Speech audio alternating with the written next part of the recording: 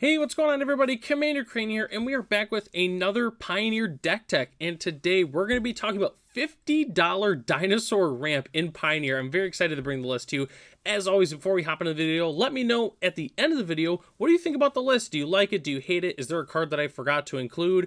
And as always, if you have any suggestions for upcoming videos, feel free to let me know in the comment section below. So, all right, $50 Dinosaur ramp. So, obviously, I play a lot of different dinosaur decks on the channel here. I like to play mostly like I call them the middle ground dinosaurs, so like the the 3, 4, 5 drop dinosaurs. And I recently built a collected company dinosaur deck, and I was like, all right, I want to build a dinosaur ramp deck that goes big. And I worked on a couple different lists, and ultimately, when I was building, I'm like, wow, I could easily make this for under $50. So I figured we'd go ahead and make a $50 dinosaur ramp. So for those who are looking to get into dinosaurs, but don't want to spend the big money for like the Geschots and stuff like that, this is just a simple Gruul dinosaur ramp deck, and it's still very, very strong. And I wanted to include this as well.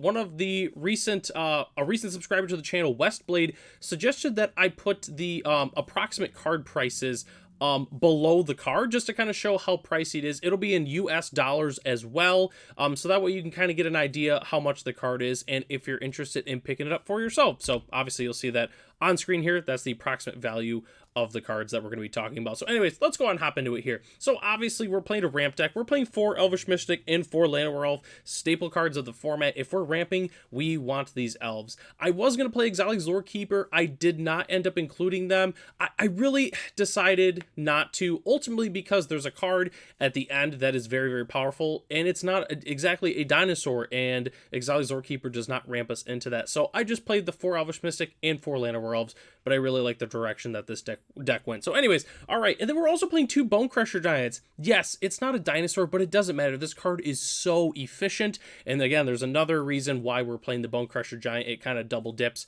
for our deck a little bit, and we'll talk about that later. But for those who play a lot of Pioneer, you know how powerful Bone Crusher Giant is. So those are kind of our early game drops here.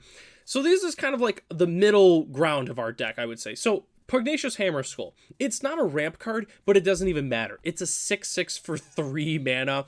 Yes, like if it attacks and we don't control another dinosaur, we put a stun counter on it. But guess what? We're playing dinosaurs. It doesn't even matter. We're almost never going to put a stun counter on this. So Pugnacious Hammer Skull, absolutely fantastic card. Great against holding off a lot of the earlier aggro decks, as well as we're able to put pressure on our opponent playing this card. We're also playing 4 Topiary Stomper, one of our excellent ramp dinosaurs in the deck.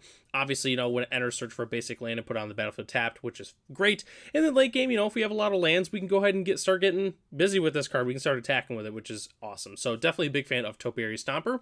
Then we're also playing 4 Hulking Raptor. This is the first time I've pretty much featured this card on the channel. I was talking about how I want to feature it. I just got to find the right deck, and this is the perfect deck for it. 5/3 for 4 with Ward 2.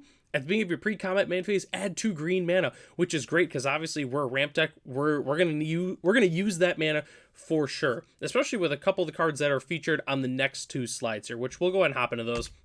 So this is what I would say is the top end of our curve here. We've got a couple cards on the next slide that also are big ramp cards, but this is kind of like the next size up. So we're playing 4 Palani's Hatcher, another great card from the Lost Caverns of Ixalan. Other dinosaurs have haste. When enters, make 2 0/1 green dinosaur egg creature tokens. At the beginning of combat on your turn, if you control 1 or more eggs, sacrifice an egg, then create a 3/3 green dinosaur creature token. So just great. Obviously, we get a whole bunch of dinosaurs out of this one card. The other dinosaurs have haste, so we're able to just get in there really, really quick. So these are the 2 6-drops that we're playing. So originally I wanted to play 4 Trumpeting Carnosaurs, but for budgetary reasons, I wasn't able to fit 4 of them in here. So I'm like, okay, I want another good 6-drop. What's a good cheap one? And I decided to play Earthshaker Dreadmaw. This card is very, very spicy. I really like the card. 6/6 Trampler for 6.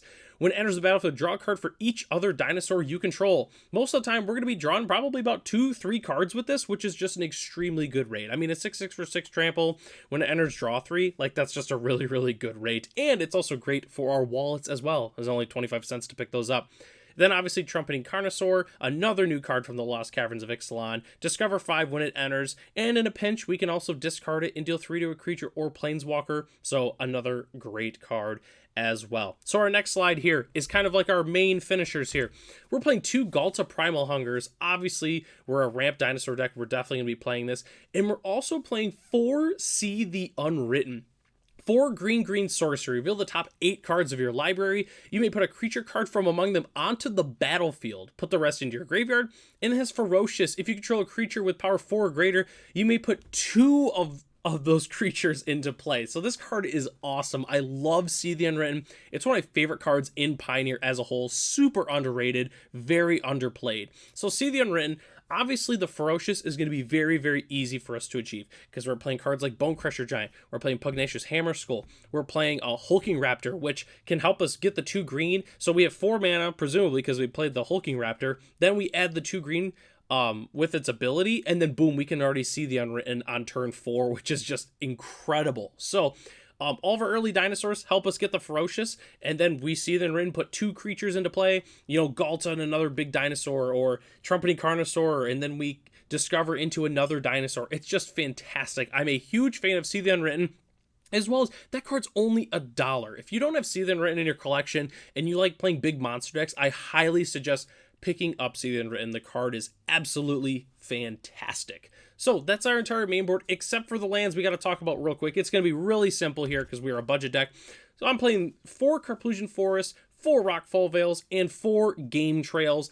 Just great dual lands. You know, obviously Carplusian Forest always enters untapped. We're playing a lot of basics, so Game Trail usually comes into play untapped. And then pretty much once we hit turn 3, Rockfall Vale is also untapped as well. So definitely big fans of these lands. The best budget lands that you can play in the format for sure. And then rounding out our lands, we're playing a bunch of basics because obviously we're playing Topiary Stomper. We're playing 8 forests and 4 mountains. And then as our spicy land of the day, I decided to play the brand new Lost Caverns of Ixalan lands. You know, we are featuring a ton of cards from the Lost Caverns of Ixalan. So I figured, you know, why not? We'll throw the cool basics in there, which are very, very awesome. So, and a lot of people are opening these cards right now. Definitely, if people are just like, oh, I don't want these lands, definitely take the forests and the mountains. I really, really like these arts. They're very, very nice. So that's our entire main board, but don't go anywhere yet. We still have to talk about sideboarding as well as some upgrade options as well. So sideboarding, very simple for our budget deck here. We obviously need some graveyard hate. Tormod's Crypt is personally what I'm playing. If you're looking for an additional option, I would probably recommend Scavenging Ooze. Also very, very good in the graveyard hate slot. Obviously, we're going to want some extra removal. Cards like Lithomantic Barrage are fantastic. Obliterating Bolt's also good. Triumphant Chomp is also fantastic. That's personally what I would recommend just because we can do some pretty massive damage with Triumphant Chomp. I also have Damping Sphere in there just because it's good against the Mono Green Devotion decks. It's also very good against Lotus Combo, also pretty solid against Arclight Phoenix. It's just a great card in general. And then I also threw Scytheclaw Raptor in there. It's a very, very great sideboard card. One of the new uncommons from the Lost Caverns of Ixalan. Card just does a lot of heavy lifting in the control and mid-range matchups.